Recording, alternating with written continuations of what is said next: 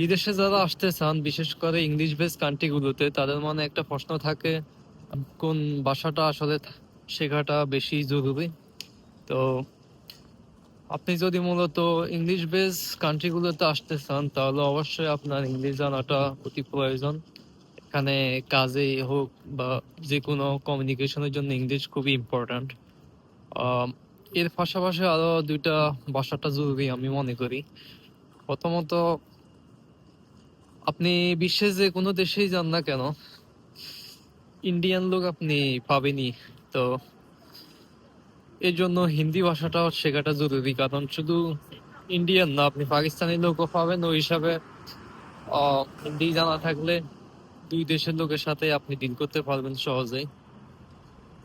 আর যদি বিশেষ করে আপনি লন্ডনে আসতে চান, তাহলে বাঙালিদের সাথে যদি কথা বলেন, বেশিরভাগ বাঙালি হচ্ছে সিলেট থেকে, তাইলে আপনার সিলেটি ভাষাটা শেখাটাও জরুরি হয়ে যায়।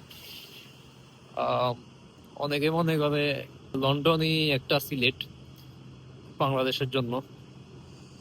তো এই তিনটা ল্যাঙ্গুয়েজ অবশ্যই শিখে আসবেন, কাজে লাগবে।